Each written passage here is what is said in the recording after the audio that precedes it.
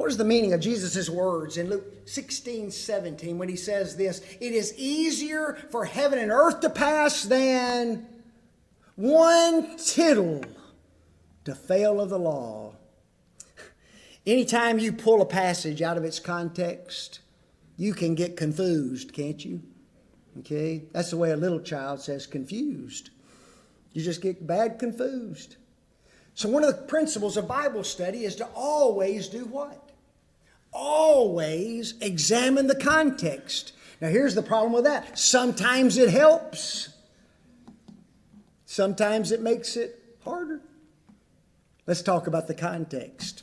We go all the way back to Luke 16, verse 13. And Jesus is talking to a group of individuals, the Jews, and he says this: ye cannot serve God and mammon. That little word mammon, very simply, is money. Guess who was in the audience? The Pharisees. Listening to every word that Jesus spoke. And the Bible tells us that they were covetous individuals, and when they heard the words of Jesus, they derided him. That little word derided means to turn the nose up at. I've had that done a few times. I've seen people in here do it. Folks, they stood right in the face of Jesus and they sneered at his words. You can't serve God and money. Their hearts were covetous in nature. And immediately they turned on him and derided him, the text says. They forgot, or they may not have known, Jesus could what? Read their hearts. Couldn't he? Now see, I can't do that. But Jesus could. And he saw the wickedness. He saw the evil. He saw the lust for those riches and for that wealth in the hearts of those individuals. And you know what he told them? He says, the things that are highly esteemed among men are an abomination unto God. Isn't it funny? The things that cause us to awe. Wealth. You get the richest man in Jacksonville. I don't even know who that is. Do y'all? Y'all probably do. I don't know. But he walks through that back door. He comes down to the front and he obeys the gospel. Ooh, we'll ooh and all over him. You have a homeless man who comes in, and he comes on the same day on the other side on this pew, and hardly anybody makes mention of his obeying the gospel. You see, we're overwhelmed by power and riches and popularity and prestige and success in this world. And Jesus tells those Jews, guess what? The things that are highly esteemed among men are an abomination in the sight of God. Jesus then seems to change the subject in verse 16. And this is where it gets hard, folks. Notice what he says. The law and the prophets were until John. Since that time, the kingdom of God is preached, and every man presseth into it. Seems like a change of subject to me, doesn't it, you? Here's what we need to realize. The things that Jesus taught were the very basic principles of the coming kingdom. So everything Jesus is teaching to these individuals, they needed in order to be good citizens of the kingdom that was going to come on the day of Pentecost. You can't serve God and mammon. You can't have a covetous heart. You got to get rid of that if you're going to serve God faithfully. And what did they do? They derided Jesus, didn't they? He reminds them, These are kingdom precepts. And they've been preached since when? Since John.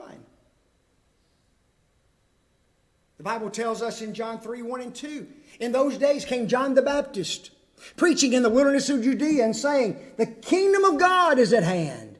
It had been 400 years since they had heard of a prophet.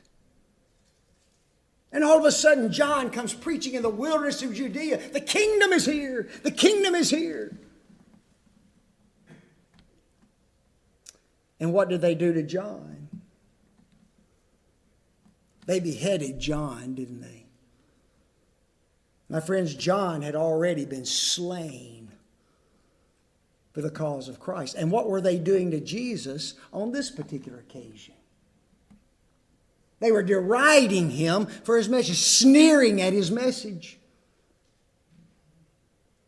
And Jesus lets them know that you are the ones who are responsible for the difficulties of individuals entering into the kingdom. Ever since John started preaching, you guys have made it hard for individuals to enter the kingdom. You've been opposed to the kingdom. Notice how he says it. Every man what? Presseth into it.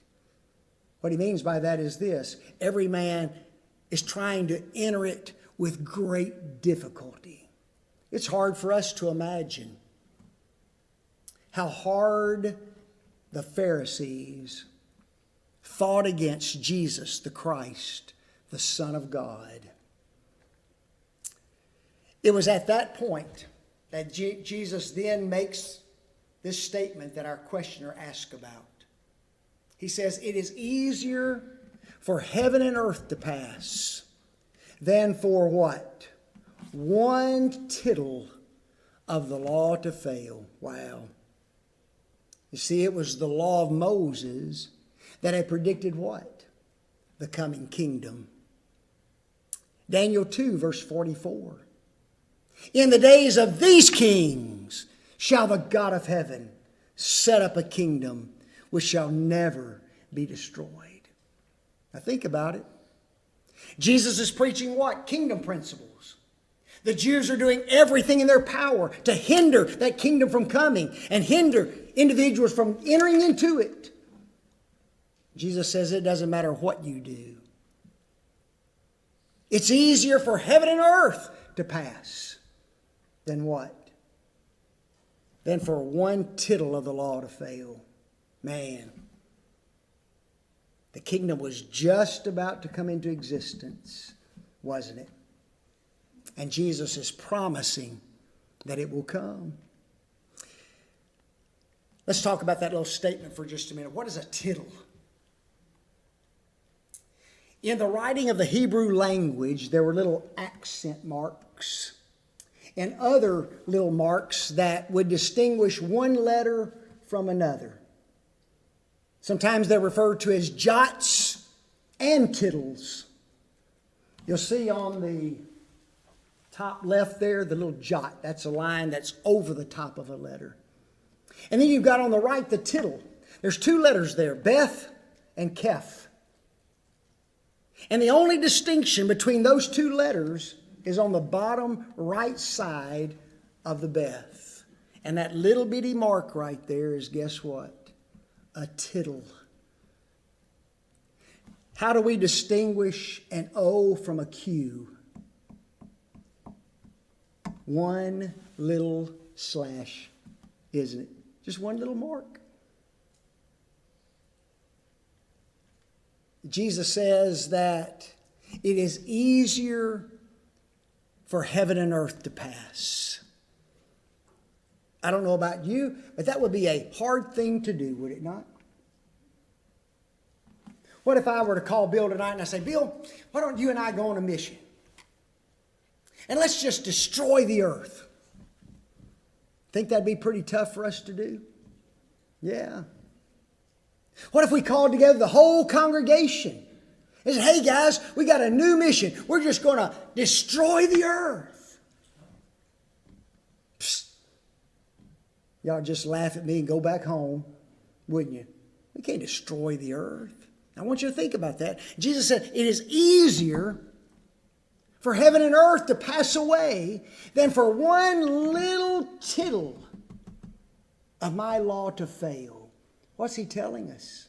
My friends, the law is true, it is faithful, and there's absolutely no doubt it will be fulfilled in its absolute completeness down to the little tittle. You're fighting against the kingdom. You're trying to keep people out of the kingdom. You will never stop my kingdom from coming into existence.